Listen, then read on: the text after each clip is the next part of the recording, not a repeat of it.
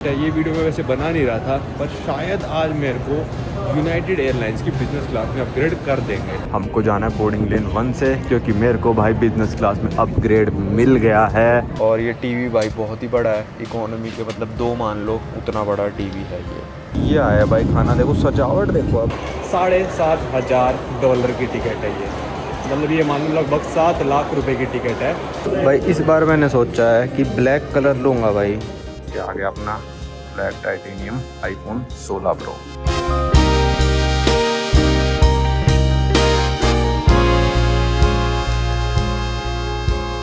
स्वागत करता हूं भाई आप सभी लोगों का एक नई वीडियो में। मैं हूं अभी डेनवर एयरपोर्ट पे, जो कि है कोलोराडो स्टेट में, अमेरिका में। तो यहाँ से मेरी फ़्लाइट है भाई अभी टोक्यो की। तो आपको पता ही है मैं दोबारा टोक्यो क्यों जा रहा हूँ, क्योंकि मैंने यूके का वीज़ा वहाँ से अप्लाई करा था और मेरा रिज़ल्ट आ गया था। जैसे ही मैं 2 दिन निकला टोक्यो से, रिज़ल्ट आ गया मेरा। तो अभी उसको कलेक्ट करके मेरे को इंडिया जाना है, क्योंकि एक तो टूर भी हो चुका भाई, लगभग ये मान लो 2 महीने से ज़्यादा का हो जाएगा टूर। ये 4 दिसंबर को निकला था मैं, आज 3 दिसंबर हो गई, 7 दिसंबर को मैं कहीं घर पहुँचूँगा जाके। तो यहाँ से जो मेरी फ़्लाइट है, ये वीडियो मैं वैसे बना नहीं रहा था, पर शायद आज मेरे को यूनाइटेड एयरलाइंस की बिज़नेस क्लास में अपग्रेड कर देंगे। शायद, कंफर्म नहीं है अभी भी, क्योंकि आखिरी मोमेंट पे अपग्रेड देते हैं ये, डिपेंडिंग कि आप कितने मतलब पुराने मेंबर हो और आपकी माइल्स कितने हैं और आप कौन से टियर में हो। तो यहाँ से इतनी डिमांड नहीं है बिज़नेस क्लास की डेनवर से।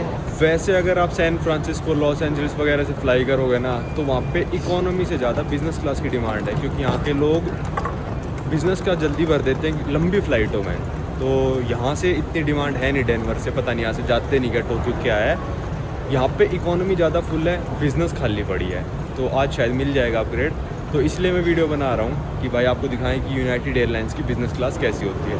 फिर मेरे को टोक्यो में कलेक्ट करना अपना वीज़ा, और उससे अगले दिन मेरी फ़्लाइट है जल की, जापान एयरलाइंस की, जिसको one of the best airlines in the world कहते हैं। उसकी मैंने इकोनॉमी क्लास कराई है, वाई टिकट, उसमें अपग्रेड भी नहीं मिलेगा, क्योंकि उसका मेंबर वगैरह भी नहीं था, पहली बार मैंने कराई है।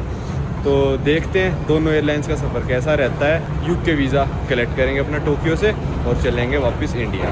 ये रही भाई अपनी एयरलाइन का बोर्डिंग काउंटर, और मेरे पास अभी तक बोर्डिंग पास नहीं है। बोर्डिंग पास मेरे को यहीं पे दे देंगे बोर्डिंग गेट पे, क्योंकि चेक इन ये यहीं पे कर देते हैं अगर आपका मशीनों से नहीं हो रहा।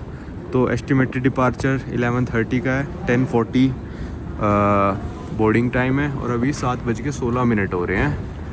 टोक्यो नारिटा जाएंगे। तो ये मेरे पीछे बोर्डिंग गेट था और यहाँ पे मेरा चेक इन हो गया है, बोर्डिंग पास मेरे को मिल गया है।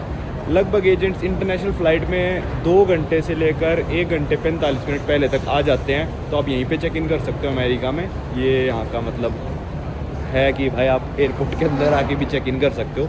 मैं ट्रांजिट फ़्लाइट से आया था तो एयरपोर्ट के अंदर हूँ मैं, पर अगर आप ट्रांजिट से नहीं आ रहे तो आपको बाहर से ही चेक इन करके आना पड़ेगा। भाई मैंने वीज़ा दिखाया, बंदी ने देखा तक नहीं वीज़ा, मतलब कहती वीज़ा है, मैंने कहा ये रहा वीज़ा, ऐसे देखा बस ठीक है। ओ भाई देखा तक नहीं वीज़ा, मतलब एक्सपायरी डेट कुछ नहीं देखा, या तो उसकी आँखें इतनी तेज़ हैं कि 5 सेकंड में देख लिया। तो वेट करना है कि भाई मेरे को बिज़नेस क्लास में अपग्रेड मिलती है या फिर नहीं।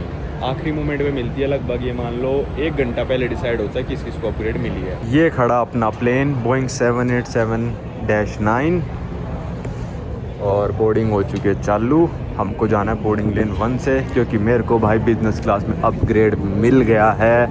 आज मैं आपको दिखाऊंगा 12 घंटे की बिज़नेस क्लास कैसी होती है। भाई इस बार गेट भी अलग था, 2 गेट थे, एक में से मैं जा रहा हूँ जो कि बिज़नेस क्लास वाला हूँ।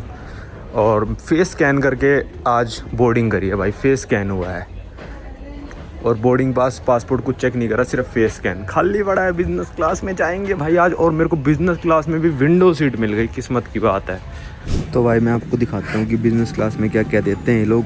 भाई ये सीट मिली मेरे को, ऐसी अरेंजमेंट है भाई, यहाँ पे देख लो, बीच में 2 हैं, फिर ये एक है कोने में। पर देखो इस जैसे बंदे को ना विंडो वाली मिल गई, और मेरे को थोड़ी विंडो से मेरा ये थोड़ा दूर है। तो अगर मतलब मेरे को पे करके मिलती तो भाई मैं विंडो वाली लेता, बिल्कुल पास वाली, पर ये थोड़ी दूर हो गई, ये बिल्कुल पास है। पर चलो इतना क्या फ़र्क पड़ता है। बैठते ही ऑप्शन आया कि वाइन चाहिए या पानी, तो वाइन मैं पीता नहीं भाई, वो जॉर्जिया में टेस्ट के लिए पी थी, तो मैंने पानी मांग लिया। वैसे ऑरेंज जूस वगैरह ही मांग सकते हो, मैंने कहा छोड़ो अभी 2 ही चीज़ ऑप्शन मिल रहा है तो फिर पानी ले लेते हैं, कोई दिक्कत वाली बात नहीं है। तो ये पानी ले लिया। मतलब इकोनॉमी में तो कुछ नहीं मिलता, बैठने के बाद यहाँ पे सब मिल रहा है भाई। ये देखो अभी एयर होस्टेस आई थी और वो ऑर्डर लेके चली गई हमारे खाने का ऑलरेडी। ये यहाँ पे इनका दे रखा था खाने का मेन्यू और इसमें से आपको चूज़ करना था। तो यहाँ पे एपेटाइज़र सैलेड वगैरह था। मेन कोर्स में से उन्होंने पूछा कि भाई 2 चीज़ें चूज़ कर लो, अगर दोनों में से जो अवेलेबल होगा आपको वो मिल जाएगा। तो भाई इसमें था, मैं दिखाता हूँ आपको, काफ़ी लंबा मेन्यू है, वाइन वगैरह सब कुछ फ्री है।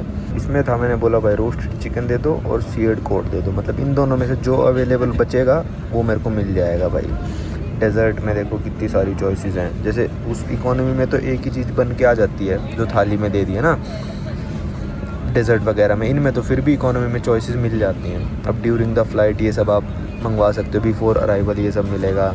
इकोनॉमी में भाई आपके जूसेस वगैरह फ्री होते हैं, अल्कोहल फ्री नहीं होती। शायद लॉन्ग फ्लाइट में अल्कोहल फ्री होती है, पर यहाँ पे देखो ये सारी अल्कोहल की चॉइसेस हैं भाई। ये देखो बियर, स्पिरिट्स, इतना लंबा सा मेन्यू यहाँ पे रखा हुआ था। चलो भाई मैं अपनी सीट का टूर देता हूँ। साइड वाली सीट में आपको पहले दिखा देता हूँ। ऐसी ही सीट है मेरी, यहाँ पे कोई भी नहीं है, इस साइड भी और उस साइड भी। तो इस वाली सीट का मैं अपनी वाली का टूर देता हूँ भाई। यहाँ पे मेरे को पहले क्या क्या मिला, ये तकिया मिला, ये सॉफ्ट वाला है बिल्कुल। ये मिला भाई कंबल ओढ़ने के लिए, बिल्कुल मतलब रजाई जैसा कंबल है भाई ये। फिर ये मिला भाई एक और कंबल, ये पता नहीं क्या है, ये यूनाइटेड जो भी है, मतलब ये शायद बेड पे बिछाने वाला होगा, ठीक है। फिर मिली भाई ये चप्पल, देखो कितनी मस्त चप्पल है, बिल्कुल ही स्मूथ, सिल्की स्मूथ, ठीक है। फिर ये वाला तकिया भी मिला भाई मेरे को, ये वाला थोड़ा हार्ड है, तो जैसा बंदे को चाहिए उस हिसाब से। 4 चीज़ें ऐसे बेड पे रखी हुई मिलती हैं जैसे यहाँ पे रखी है। और क्या क्या मिला भाई, और मिली भाई ये किट जो कि मैं अभी खोल के आपको दिखाऊंगा। फिर ये था भाई यहाँ पे मेन्यू रखा था जिसमें से आपको अपना आज खाना चूज़ करना है। फिर इसको पुश करोगे तो ये खुल गया भाई आपके। ये हेडफोन्स वैसे वाले नहीं है, ये बड़े वाले हेडफोन्स हैं। एक पानी की बोतल रखी है अंदर। यहाँ पे है भाई एक लाइट, यहाँ पे एक पता नहीं ये लाइट क्यों है, इसको हम कर देते हैं भाई बंद। अब ये आ गया चार्जिंग सॉकेट भाई, यहाँ पे एक चार्जिंग सॉकेट है, एक ये USB A वाला है, यहाँ पे ईयरफोन्स प्लग करने के लिए है। फिर ये आ गया भाई आपका रिमोट जिससे आपका चलेगा ये टीवी। और ये टीवी भाई बहुत ही बड़ा है, इकोनॉमी के मतलब 2 मान लो उतना बड़ा टीवी है ये। इकोनॉमी सिस्टम में एक चीज़ सबसे पहले जो अलग है मेन मेन्यू पे, वो है ये विंडो शेड्स वाला। इसको आप करोगे तो आपकी विंडो शेड्स ब्लैक होनी स्टार्ट हो जाएंगी, जैसे अभी ये स्टार्ट हो गई हैं। यहीं से आप कंट्रोल कर सकते हो। वैसे आप विंडो शेड्स का यहाँ से भी कंट्रोल कर सकते हो, जैसे नॉर्मल प्लेन्स में होता है, पर बिजनेस क्लास है तो यहाँ से भी कर सकते हो भाई। और क्या देखने को मिला भाई, यहाँ पे है कोट हैंगर, आप यहाँ पे कोट हैंग कर सकते हो। यहाँ पे एक और चार्जिंग का सॉकेट, यहाँ पे फिर आपका स्पेस सामान रखने के लिए, जहाँ पे मैंने माइक रख रखा है अभी।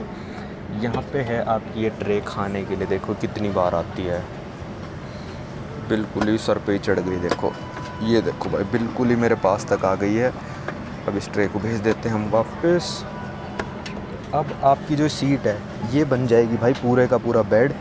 ये जैसे ये सीट है, ये पूरा बेड बन के वहाँ पे उस वाली सीट से, यहाँ पे जो सीट है इससे अटैच हो जाएगी और आपका बन जाएगा ये पूरा बेड। उसके कंट्रोल्स दे रखे हैं भाई यहाँ पे। इकोनॉमी में तो एक होता है भाई बटन दबाए रिक्लाइन हो गई, इसके कंट्रोल्स दे रखे हैं यहाँ पे। इसको आप ऐसे करोगे तो देखो ये सीट ऐसे आगे आनी स्टार्ट हो चुकी है, पर अभी नहीं कर सकते, उड़ने के बाद ही कर सकते हैं, तो हमको इसको पीछे करना पड़ेगा। ये सीधा सीधा बटन है कि भाई आपको सीधी बेड बनानी है तो ये वाला बटन दबाना है। अब ये वाला बटन दबा दोगे तो डायरेक्ट बेड बन जाएगी आपका। इसको दबा नहीं, इस तरफ बटन नहीं है, सॉरी, ये वाली नॉर्मल पोजीशन है फ़्लाइट के लिए, ये बेड की पोजीशन है, तो इस तरफ घुमाओगे तो बेड की पोजीशन में आ जाएगी सीट। फिर ये वाली है भाई ऊपर नीचे करने के लिए मैनुअली, कि आपको सिर्फ क्या पता ये वाली चीज़ ऊपर करनी हो, देखो जैसे होने लग गई ना, ये वाली चीज़ आपको ऊपर करनी हो नीचे करनी हो। फिर अगली ये है भाई बैक सपोर्ट के लिए।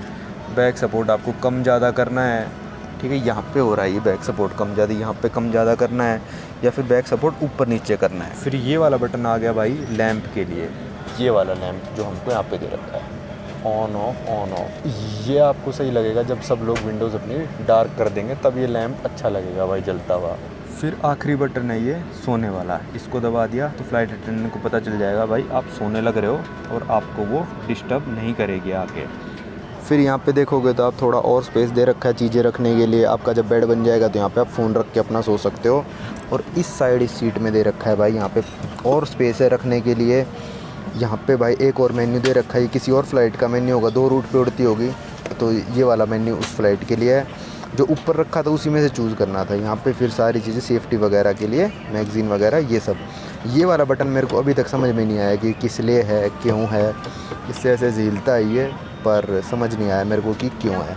ये खोल दी भाई मैंने किट। पहले मैं ऊपर दिखा देता हूँ क्या क्या रखा है। यहाँ पे रखे सॉफ्ट टिश्यूज़ और ये आपका हो गया आई मास्क भाई, बिल्कुल अच्छी क्वालिटी वाला आई मास्क है। फिर ये क्या आ गया, अच्छा 10% ऑफ मिलेगी आपको ये करने के लिए। अराइव रेडी, इसके अंदर और भी कुछ है। ये आ गए आपकी सॉक्स, ये आपके आगे ईयर प्लग्स, ये आपके आगे डेंटल किट, ये आपका आएगा एक पेन और ये पाउच ही भाई बहुत ज़्यादा प्रीमियम सा फील हो रहा है। और अब इसके अंदर तो पता नहीं और क्या चीज़ है, इसको खोल के देखते हैं। अच्छा इसको खोलने की ज़रूरत नहीं है भाई, इसके अंदर पहले ही बता दिया इन्होंने क्या है। एक है टावलेट, एक है लिप बाम, एक है हैंड क्रीम, एक है हाइड्रेटिंग मिस्ट, एक है आई सीरम। तो 5-6 चीज़ें हैं आपकी, मतलब आपको रेडी करने के लिए कि भाई अराइव होने से पहले आप ये लिप बाम वगैरह लगा के मस्त चकाचक हो जाओ। तो ये था भाई किट। किट में भी कितना सारा सामान दे रखा है भाई, और किट वैसे ही बहुत प्रीमियम है। तो इसको घर लेके जा सकते हो आप चाहो तो इसको घर ले जाएंगे हम ऐसे का ऐसा पैक करके। ये है इनकी टॉयलेट, बिल्कुल इकोनॉमी क्लास वाली टॉयलेट है, कोई अंतर नहीं है बिज़नेस क्लास और इकोनॉमी में, बस एक अंतर है, ये वाली इन्होंने प्रीमियम चीज़ें कर दी। जो इनका ये है एमिनिटीज़ वगैरह, ये refreshing hand mist, hand cream, और ये पता नहीं क्या है ये, चलो जो भी है बिल्कुल इकोनॉमी वाला ही है।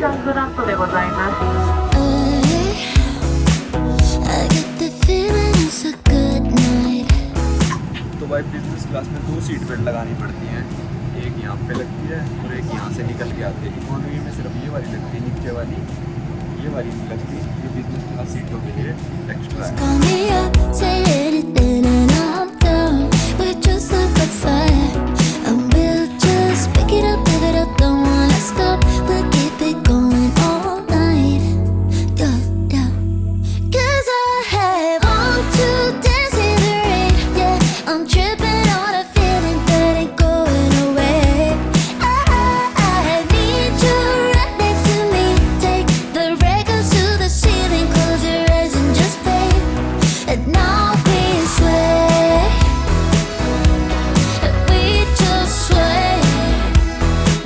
अभी देखे गए हैं भाई प्रॉपर हॉट टावल, टिशू वाला टावल नहीं है ये, प्रॉपर हॉट टावल देखे गए हैं भाई। डिनर के लिए टेबल बना के चले गए हैं और ये देखो कपड़ा भी डाल दिया भाई, पूरा ये कपड़ा भी डाल रहा है टेबल पे भाई। अभी खाने से पहले देखे गए हैं ये मिक्स नट्स, देखो सजावट देखो भाई अब कैसे कर रखी है। और ये ऑरेंज जूस, इकोनॉमी क्लास में भी सेम ऑरेंज जूस देते हैं, पर वहाँ पे प्लास्टिक का कप होता है, यहाँ पे शीशे का कप दिया है भाई, ग्लास सॉरी भाई। ये तो बिल्कुल ही जैपनीज स्टाइल में आ गया खाना। ये चिकन है और भाई पता नहीं क्या है, चावल है और यहाँ पे भी कुछ है भाई, जितना खाया जाएगा देखेंगे। पर प्रेजेंटेशन देखो भाई अब कैसी है इनकी बिज़नेस क्लास में।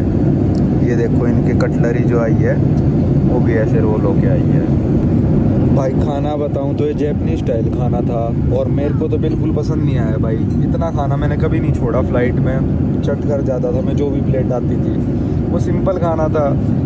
ये ज़्यादा इन्होंने इधर उधर कर दिया ना, मतलब ज़्यादा ही शेफ़ बन जाते हैं। मेरे तो समझ में नहीं आया भाई ये खाना, इतना ही खाया गया मेरे से। तो ये आ गया भाई अपना डेज़र्ट जो कि है चीज़ केक। 3 डेज़र्ट के ऑप्शन थे तो मैंने कहा भाई मैं चीज़ केक लूँगा, तो ये अपना आ गया चीज़ केक, वो भी बेरीज़ के साथ। लो भाई ये बन गया बेड, ये मैंने खुद ही बना लिया। वैसे एयर होस्टेस को कहोगे तो वो भी बना देगी, मैंने तो खुद ही बना दिया, मेरे को जल्दी है सोने की। नीचे चादर बिछा दी, एक ऊपर कंबल। तो भाई ये फ़्लाइट अभी बचे हैं 4 घंटे और मैंने मंगाया भाई टोमेटो सूप। रे ऐसे आया टोमेटो सूप, वही कटलरी दोबारा, और सामने चल रही है भाई गदर 2 भाई। अभी लैंडिंग से पहले दोबारा खाना आएगा तो दोबारा हॉट टॉवल दिया है भाई यूज़ करने के लिए। ये आ गया लैंडिंग से पहले का खाना। उन्होंने पूछा एग पेस्ट्री चाहिए या फिर जैपनीज़ खाना चाहिए। मैंने कहा जैपनीज़ एक बार खा लिया, अब एग पेस्ट्री लेके आ जाओ। तो ये आया भाई खाना। देखो सजावट देखो आप, बिज़नेस क्लास और इकोनॉमी क्लास में ये कैसे गिर गया भाई, नंबर कट हो जाएंगे। तो इसके अंदर योगर्ट है, ये एग पेस्ट्री सी लग रही है, ये सॉसेज है, चिकन सॉसेज, ये थोड़ा करी टाइप, ये मफ़िन, ये फ्रूट्स देखो भाई, स्ट्रॉबेरी वगैरह कितने सारे आए हैं, और ये कटलरी वगैरह तो है ही। जैम की बोतल देखो भाई कैसी आई है, जैसे कि इसको घर ही ले जाओ। इतनी प्यारी जैम की बोतल आई है भाई, देखो।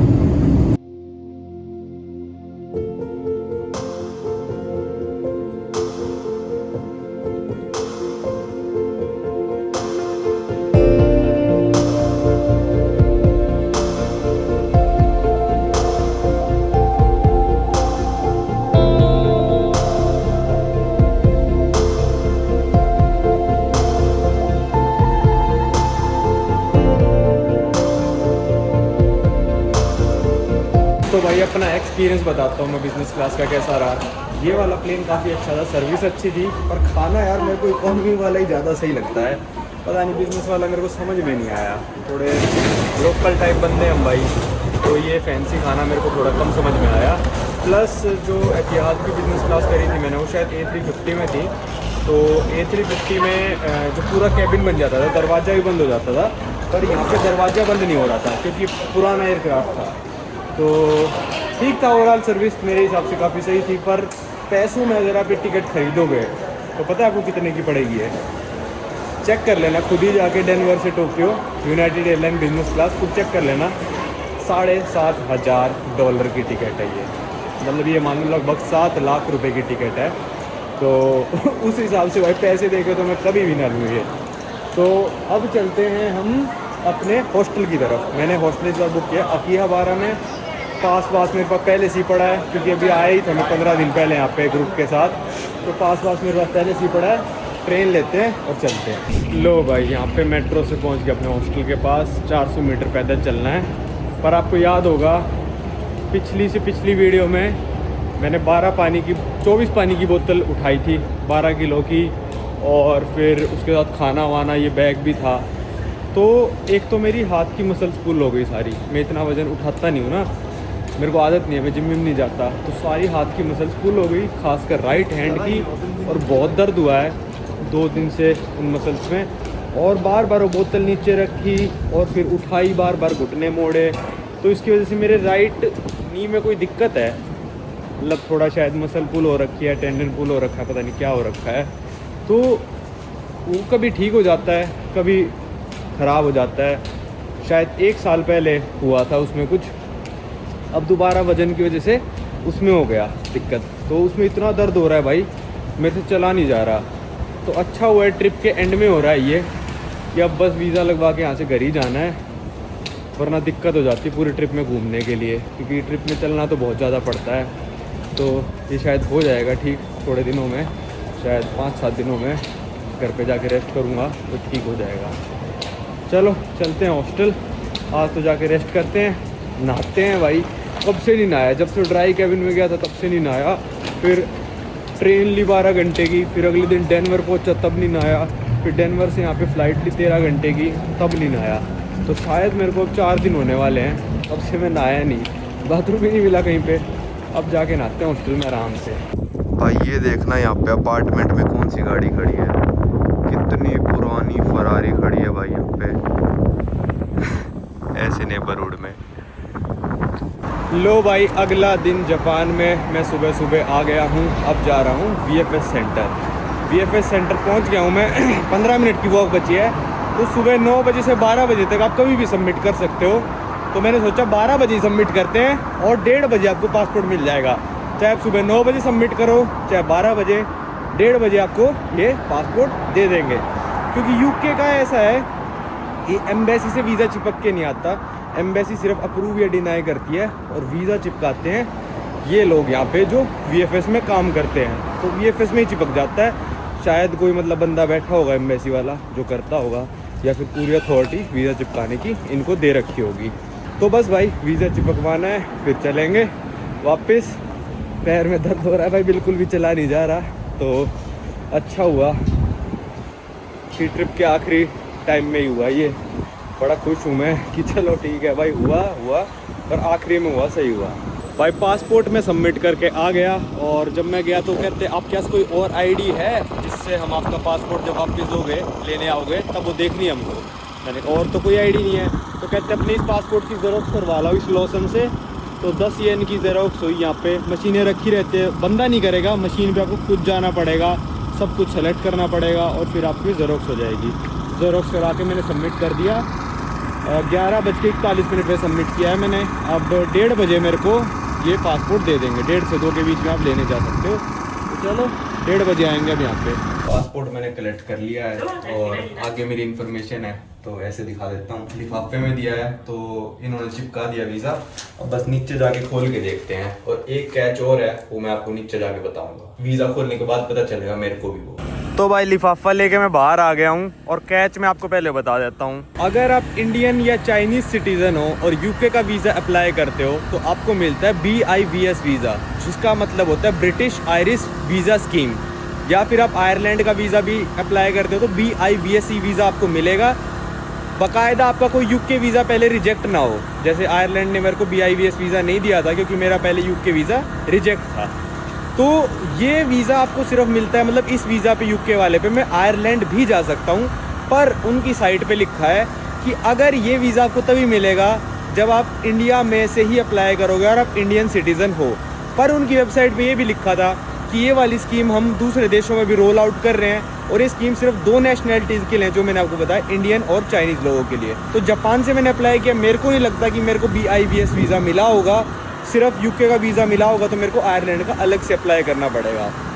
ये थोड़ा नुकसान रहा जापान में अप्लाई करने का। एक तो कीप माई पासपोर्ट का यहाँ पे महंगा रेट है, प्लस शायद BIVS वीज़ा ना मिला हो। अभी खोल के चेक करते हैं। भाई ये वीज़ा मेरे को मिल चुका है पर ये BIVS वीज़ा नहीं मिला है, तो ये थोड़ा नुकसान रहा है यहाँ पे अप्लाई करने का। अब मेरे को आयरलैंड के वीज़ा के दोबारा से 10,000 देने पड़ेंगे जब मेरा आयरलैंड जाने का मन होगा।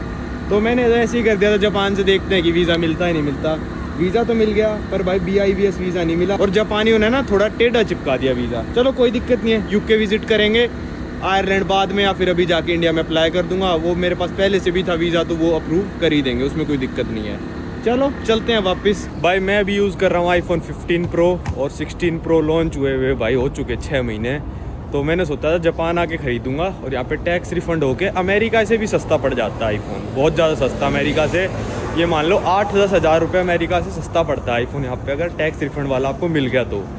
पर जापान का जो येन इतना वीक हो चुका कि ये टैक्स रिफ़ंड एप्पल स्टोर ने तो देना बंद ही कर दिया था। क्योंकि उनके साथ क्या हुआ था ना, एक बंदा 100 आईफोन ख़रीद के लेके जा रहा अपने पासपोर्ट पे, और वो उनका प्रोसेस था। मैंने भी ख़रीदा था पहले, लगभग 5 साल पहले मैंने भी ख़रीदा था यहाँ से आईफोन। तो उस टाइम क्या था कि स्टोर पे ही रिफ़ंड दे देते थे। आपका पासपोर्ट स्कैन किया, 10% स्टोर पे ही रिफ़ंड दे दिया। तो उससे लोगों ने क्या करा, मान लो पवन भाई है मेरे, रोम जी दोस्त हैं, वो मेरे साथ टोक्यो आएंगे, कहेंगे नवांकुर अपने पासपोर्ट मेरे को आईफोन दिला दे, टैक्स तेरा यहीं पे बच जाएगा, और वो आईफोन यूज़ करने लग जाएंगे जापान में। तो इस चीज़ से ना जापानीज़ सरकार को काफ़ी लॉस हुआ था टैक्स पे, कि लोग 100 आईफोन लेके जा रहे। तो ना एप्पल का जब बिलिंग्स वगैरह चेक करी ना, तो एक आईडी पे 100 आईफोन बंदे लेके गए हुए हैं। तो वो उनसे टैक्स एप्पल ने लिया नहीं, तो जापानीज़ गवर्नमेंट ने कहा कि तुम लोगों को चेक करना चाहिए था, ये तुमने टैक्स इनसे क्यों नहीं लिया, तुम्हारी गलती है। तो एप्पल पे फ़ाइन कर दिया। तो एप्पल ने उस दिन के बाद से अपने ऑफिशियल स्टोर्स पे जो एप्पल के हैं टैक्स रिफ़ंड देना बंद कर दिया। वो ये ना भाई, जिसकी शराफत का ज़्यादा फ़ायदा उठाओगे फिर ये होने लगता है। अभी जापान में नया रूल भी आया है कि आपको टैक्स रिफ़ंड स्टोर्स पे नहीं मिलेगा, एयरपोर्ट से मिलेगा, पर अभी तक वो रूल लागू नहीं हुआ है। तो जापान के लोगों की शराफत का फ़ायदा उठा रहे थे टूरिस्ट और यहाँ के लोकल लोग भी कई सारे। तो ये स्टेप जापान की गवर्नमेंट ने लिया है। तो जो बिग कैमरा योदोबाशी है, अगर उस पर आपको एप्पल का फ़ोन मिल जाता है तो उस पर अभी भी आपको एप्पल के फ़ोन पे टैक्स रिफ़ंड मिल जाएगा। पर मेरे टूर में से भी काफ़ी सारे लोगों ने कोशिश करी, मैंने भी करी। आज सुबह भी गया था, मैंने वीडियो में नहीं डाला वो, वहाँ पे आईफोन अब नहीं मिल रहे हैं, सिर्फ यहाँ के कैरियर लॉक वाले फ़ोन मिल रहे हैं, अनलॉक्ड फ़ोन नहीं मिल रहे। तो अब मैं सोच रहा हूँ iPhone 16 ख़रीद ही लेते हैं, यूज़ कर लेंगे थोड़े दिन, इसको सेल आउट कर देंगे। तो यहाँ पे टैक्स वाला फ़ोन लेना पड़ेगा, जो कि एप्पल की ऑफिशियल स्टोर से जाके मेरे को टैक्स वाला फ़ोन मिल जाएगा।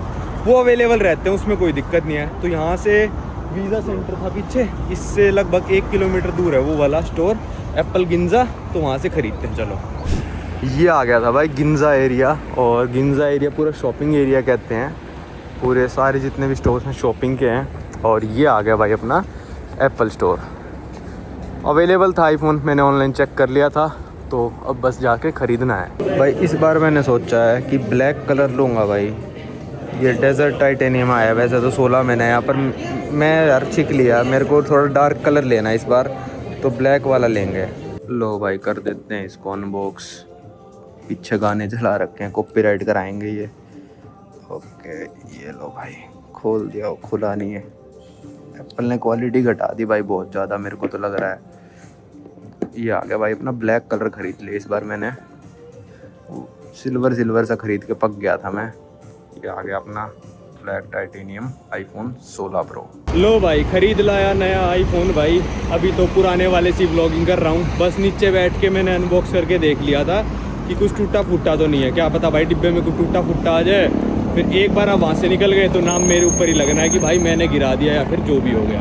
तो मैंने चेक कर लिया, बस वो टूटा फूटा नहीं है और चलने लग रहा है। अब चलते हैं भाई अपने हॉस्टल और रेस्ट करते हैं भाई। अभी यहाँ फैमिली मार्ट पे मैं आया, तो यहाँ पे मैंने एक बटर चिकन विद राइस लिया। कई बार मिल जाता है, कभी कभार नहीं मिलता, मतलब 50-50 चांस है। और एक स्पाइसी फ्राइड चिकन लिया। तो मैं काउंटर पे गया, मैंने बोला स्पाइसी फ्राइड चिकन, उनको ऑर्डर करना पड़ता है, मतलब उसमें से निकाल के देते हैं, अपने ये जो हीटर सा रखा होता है ओवन सा, उसमें से निकाल के देते हैं। तो उसने बिल बना दिया, फिर मैंने देखा स्पाइसी फ्राइड चिकन तो इसने ऐड ही नहीं करा। बेचारे को बिल्कुल इंग्लिश नहीं आती थी।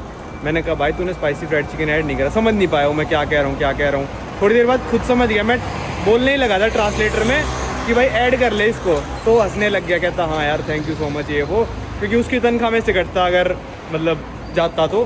भाई जापानीज़ लोग इतने अच्छे हैं, तो मैं भी भाई इनके साथ बुरा नहीं कर सकता। अगर कोई देश वाले मेरे साथ बुरा करेंगे, वैसी बात है कि भाई हर बंदा बुरा नहीं होता सब देशों में, पर कई देश होते हैं जिसमें ऐसा लगता है कि भाई ये हमको लूट रहे, हम इनको लूट लें। पर जापान में मेरे को कभी फील नहीं आई।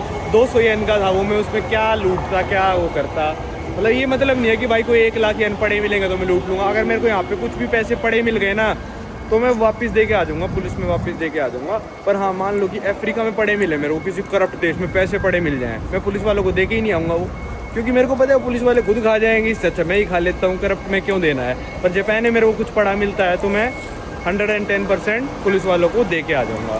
तो यार अच्छे देशों के साथ, अच्छे लोगों के साथ अच्छा करने का मन करता है, और जो कई बुरे देश हैं, करप्ट देश हैं और टूरिस्ट को जो लूटते हैं, उनके साथ अच्छा करने का मतलब ऐसे अंदर से फीलिंग नहीं आती। चलो हॉस्टल पहुंच गए, खाते हैं पीते हैं। कल हमारी यहाँ से फ़्लाइट है बैक टू इंडिया। लगभग मेरे को हो चुके 2 महीने, कल 2 दिन हो जाएंगे, 2 महीने 3 दिन कुछ ऐसे हो जाएंगे शायद। 65 डेज़ मेरे को हो गए अपने घर से निकले हुए, जब मैं गया था अज़रबैजान। स्वागत है भाई आप सभी लोगों का एक नए दिन में। आज मेरी फ़्लाइट है इंडिया के लिए और मैं जाने लग रहा हूँ मेट्रो स्टेशन पे। पर इस बार मेरी फ़्लाइट नारिटा से नहीं है, हनेडा से है। पर ये जो वेलकम सुइका के कार्ड होते हैं ना भाई, ये सिर्फ 1 महीने के लिए वैलिड होते हैं, और इसमें अगर बैलेंस भी कुछ आपका बच जाता है तो वो रिफ़ंड नहीं होता। सुइका वाला कार्ड ज़िंदगी भर के लिए लगभग वैलिड रहता है, और अगर बैलेंस भी बचता है तो उसमें रिफ़ंड भी कर देते हैं। तो इसमें शायद मेरा 100-120 बैलेंस बचा था, तो यहाँ से कॉफ़ी ले लेते हैं, क्योंकि मेट्रो में नहीं चलेगा ये। कम से कम शायद 180 का बैलेंस होना चाहिए मेट्रो में चलाने के लिए। तो यहाँ से कॉफ़ी से पकड़ लेते हैं, फिर चलते हैं मेट्रो स्टेशन। भाई अब मेरी एयरपोर्ट की टिकट ना 550 की है। वो वेंडिंग मशीन में कार्ड चला नहीं था क्योंकि उसमें ऑप्शन नहीं था, तो मैंने यहाँ पे कार्ड डाल दिया जिसमें 134 का बैलेंस है। इसने 130 कार्ड में से ले लिए। ये भी नया है भाई, आपका बचा हो बैलेंस हो तो आप टिकट खरीद सकते हो, कार्ड डाल के सारे पैसे ख़त्म कर सकते हो। तो भाई आसाकुसा लाइन ना आपको नारिटा एयरपोर्ट भी पहुँचा देगी और हनेडा भी। देखो यहाँ पे नारिटा एयरपोर्ट है, यहाँ पे हनेडा एयरपोर्ट है। तो आप इसमें नारिटा एयरपोर्ट से बैठ के ये वाली स्काई एक्सेस वाली में सीधा स्काई एक्सेस आपको भाई लेके जाएगी हनेडा एयरपोर्ट पे। तो ये आसाकुसा लाइन कहाँ पे है देखो, नारिटा तो बहुत दूर है, इस मैप पे भी नहीं होगा शायद कहीं पे। हनेडा पता नहीं कहाँ पे है, शायद यहाँ है हनेडा कहीं पे। ये रहा हनेडा, नारिटा है नहीं, ये रहा नारिटा यहाँ पे, पर नारिटा और दूर है। ये आ गया भाई हनेडा एयरपोर्ट टर्मिनल 3। यहाँ शायद मैं पहली बार आया हूँ भाई हनेडा एयरपोर्ट पे।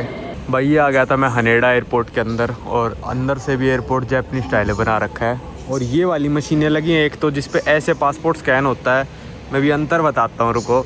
एक पुराने स्टाइल वाली लगी हुई है। तो भाई आपको पता ही है मैं बोर्डिंग पास कलेक्ट करता हूँ, तो मैं पुराने स्टाइल वाली पे गया, तो उसने बिल्कुल पर्ची वाला बोर्डिंग पास दे दिया, तो मेरे को पसंद नहीं आया। तो मैंने कहा काउंटर से चेक इन करूँगा, पर यहाँ पे भाई सब कुछ ऑटोमेटिक है। काउंटर पे आपको तभी जाना है जब बैग ड्रॉप करना है, बोर्डिंग पास वहाँ से नहीं देंगे, पता नहीं क्या है। तो ये नई वाली मशीनों पे ना थोड़ा सा बेटर बोर्डिंग पास आया है, पर अगर मतलब पहले वाला होता तो बिल्कुल ये जल का जो बोर्डिंग पास है जापान एयरलाइंस का, कलरफुल सा आता, मेरे को वो चाहिए था, क्योंकि पहली बार ट्रैवल कर रहा हूँ। चलो बाद में कभी मिलेगा, शायद दिल्ली से जल में आऊँगा तो वहाँ पे तो जाना ही पड़ेगा काउंटर पे। दिल्ली में तो ऑटोमेटिक चेक इन हमारा पॉसिबल है नहीं। तो चलो चलते हैं। लगभग फ़्लाइट उड़ने में बचा है 1 घंटा 10 मिनट, क्योंकि मैंने ऑनलाइन चेक इन कर ही लिया था। अगर मैं लेट भी होता तो मेरे को इन काउंटरों पर जाने की जरूरत नहीं पड़ती, सीधा अपन जा सकते थे। चलो चलते हैं, यहाँ से कराते हैं इमिग्रेशन और चलते हैं इंडिया की तरफ। भाई अभी पीछे क्या हुआ आप यकीन नहीं करोगे। मैं इमिग्रेशन पे जा रहा था, तो एक ना कार्ड लेके बंदा खड़ा था कि यार आप इस वाले काउंटर पे जाओगे ना तो आपको गिफ्ट मिलेगा। तो कई लोग मना कर रहे थे, ठीक है। मैंने कहा भाई मेरे पास टाइम है, गिफ्ट मिलेगा, चलता हूँ। फिर मैंने कहा मेरे पासपोर्ट में ना आईसी चिप नहीं है, हमारा वो वाला बायोमेट्रिक पासपोर्ट नहीं है ना इंडिया का। तो कहते कोई नहीं आप जा सकते हो। तो फिर कोई नई टेक्नोलॉजी अपनी टेस्ट कर रहे थे लोग, जिस पे ये क्या कहते हैं, मतलब लोगों के साथ एक्सपेरिमेंट कर रहे थे। कहते आपके पास टाइम है, मैंने कहा हाँ है। तो फिर सारा मेरे साथ एक्सपेरिमेंट वगैरह करा, मेरा पासपोर्ट स्कैन करा, मेरा फिंगरप्रिंट बिना किसी मशीन पे रखे स्कैन कर दिया भाई, ऐसे ऊपर से रेज मारी और मेरा फिंगरप्रिंट स्कैन हो गया। तो ये टेक्नोलॉजी टेस्ट कर रहे थे, तो इसके लिए इन्होंने थैंक यू बोला। फिर 3 गिफ्ट रखे थे कि पेपर बैग लोगे, या फिर बैग था जिस पे इमिग्रेशन सर्विसेज लिखा था, या फिर पेन लोगे। तो मैंने कहा पेन ले लेता हूँ, बैग बुक तो फेंक फूक देते हम। तो मतलब मैं ये दिखा रहा हूँ कि अगर किसी और देश में होता तो ज़बरदस्ती, ओए तुमको यहाँ जाना पड़ेगा, तुमको यहाँ जाना पड़ेगा। यहाँ पे जापान में आप मतलब किसी का सपोर्ट करोगे ना तो आपको रिवॉर्ड भी मिलता है कि हाँ भाई इस बंदे ने अपना टाइम निकाला है। और 2-3 बार मेरे से पूछा आपके टाइम है फ़्लाइट में भी, मैंने कहा हाँ है। तो भाई आखिर में गिफ्ट भी दिया, मतलब ये छोटा सा पेन दिया है, देखो दिखाता हूँ, मैं खोल के बैठ के दिखाता हूँ। छोटा सा पेन है, पर हाँ ये रिवॉर्ड दे रहे थे कि आप इनकी मदद कर रहे हो। तो यार ये होना चाहिए। मतलब जैसे पर्स पड़ा मिलता है रोड पे, ठीक है, उसमें मान लो $100 है, वो पुलिस वाले को वापस देता है, पुलिस वाला उसको उसके मालिक तक पहुँचा देता है। तो एक कंपलसरी बन जाना चाहिए कि 20% उसके रिवॉर्ड का मालिक को उस बंदे को देना पड़ेगा। तो थोड़ा भाई सच्चाई बढ़ेगी लोगों में। हालांकि यहाँ पे तो वैसे कोई नहीं चोरी करता, पर अपने देश के लिए बता रहा हूँ मैं, ऐसा कर सकते हैं अगर करना चाहे तो। फिर वो बंदा भी सोचेगा हाँ यार मैंने ईमानदारी से कमाए पैसे। देखो भाई ये पेन दिया है इन्होंने मेरे को एज ए गिफ्ट, मतलब 3 थे, खुद ही चूज़ कर लो क्या गिफ्ट चाहिए। तो चलो है छोटी सी चीज़ है, पैनासोनिक का पेन है, पर हाँ कैसे चलता है भाई, बिना चलता दे दिया क्या, ये तो नीचे ही नहीं हो रहा। चलो किसी तरीके से होता होगा, ये अभी समझ में नहीं आ रहा, पर ये गिफ्ट दिया है इस डिब्बे में डाल के। तो भाई आज मैं ट्रैवल करूँगा जल एयरलाइन में। वैसे मैं ANA में ट्राई कर रहा था क्योंकि स्टार एलायंस का मेंबर है, ये वाला वन वर्ल्ड का मेंबर है, और इसमें मैं इतने पॉइंट्स इकट्ठे करता नहीं हूँ। तो स्टार एलायंस में करना था, पर ANA की टिकट बहुत महंगी आ रही थी। तो ये रहा हमारा खड़ा जल एयरलाइंस का प्लेन, बोर्डिंग हो चुकी है भाई चालू, मतलब ख़त्म ही होने वाली है। चलते हैं। अच्छा एयरपोर्ट था भाई हनेडा, मेरे को नारिटा से बेटर लगा। लो जी जापान एयरलाइंस की मैं सीट दिखा दूँ आपको, एंटरटेनमेंट स्क्रीन, भाई बहुत ही अच्छा प्लेन है। 242 का कॉन्फ़िगरेशन है, जिसकी वजह से ना सीट्स काफ़ी चौड़ी हैं, वरना 343 का होता है, जिसकी वजह से सीट्स पतली कर देते हैं लोग, या फिर 333 का होता है। पर ये 242 वाला कॉम्बिनेशन बहुत सही है भाई। तकिया दिया और कंबल दिया एक। मेरे को लग रहा था भाई फ़्लाइट लेट होएगी, पर नहीं भाई 2 मिनट में पैसेंजर बिठाया और खटखट निकाल दी फ़्लाइट। अभी ये चल नहीं रहा है, शायद उड़ेगी जब चलेगा। ये 2 पॉकेट्स मेरे को बहुत सही लगी भाई, मतलब स्पेस का बहुत सही यूज़ कर रखा है। लेग स्पेस बहुत बढ़िया है यार इस फ़्लाइट का, लेग स्पेस बहुत बढ़िया है, प्लस ये सीट बहुत चौड़ी है। मैंने भाई शायद इतनी चौड़ी इकोनॉमी क्लास में सीट बहुत कम एयरलाइंस में देखी है भाई, बहुत ज़्यादा चौड़ी सीट है ये। तब यहाँ पे सीट्स कम है प्लेन में, इसलिए शायद ये थोड़ा महंगा भी आता है, मतलब इसकी टिकट। प्लेन तो बहुत महंगा है भाई, ये तो $मिलियन का है। चलो भाई।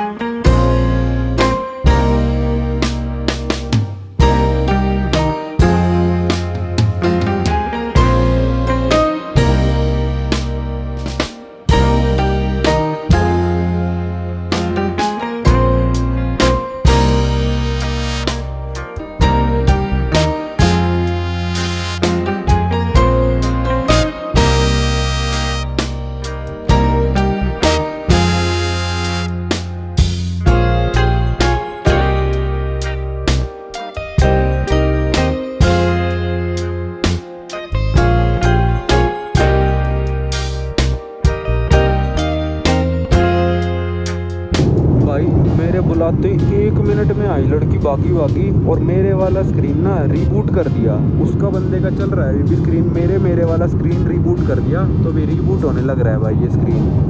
तो भाई इतनी तेज़ सर्विस थी, और पता है रीबूट करने से पहले ही चल गया था, पर मैं उसको बोल नहीं पाई, इतनी देर में उसने रीबूट करा दिया। और ये देखो, ये जो मैंने मील मंगाई थी ना, ये ऊपर यहाँ पे लगा के चले गए। हिंदू नॉन वेज मील मंगाई थी मैंने, या फिर वेज, पता नहीं कौन सी थी। हिंदू वाला सेलेक्ट किया था मैंने, तो यहाँ पे ऑलरेडी लगा के चले गए जिसने ऑर्डर करी है। देखो जैसे उन्होंने जो ऑर्डर करी है वो वहाँ लगा दिया भाई। ये चल गया एंटरटेनमेंट, और बड़ा ही बेसिक सा लगा मेरे को, मतलब इतना हाई फाई नहीं लगा, पर टच स्क्रीन वगैरह मस्त चल रहा है। और भाई जितनी जल्दी रिस्पॉन्ड करके मेरा सिस्टम रीबूट कराया ना, वो बहुत अच्छा था भाई, कि मतलब इतनी जल्दी आए, फ़्लाइट चलते ही एकदम से रीबूट कराया उसने। फ़ोन पे मैसेज करा, मतलब फ़ोन करा उसको इंटरकॉम से कि भाई इसका सिस्टम रीबूट कर दो। तो भाई ये बहुत अच्छा था, चाहे चलता ना चलता, पर उसने अपनी तरफ से कोशिश पूरी करी और चल गया। बहुत सारी मूवीज़ हैं यार इसमें तो।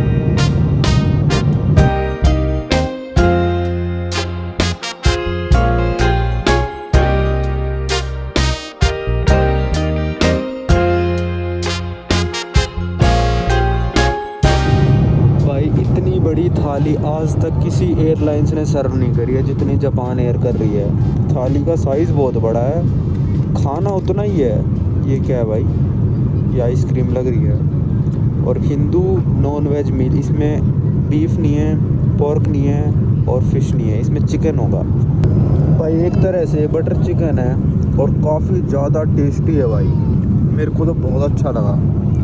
लो भाई, ये दूसरी मील आई है, जो यहाँ पे भी हिंदू मील लिखा है, ये हिंदू नॉन वेज मील। तो ये आया भाई इसमें।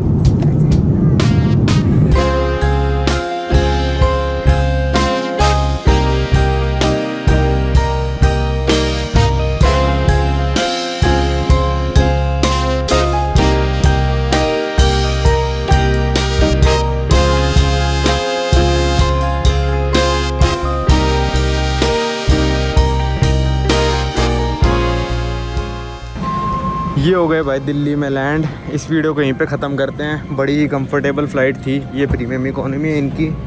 चलो।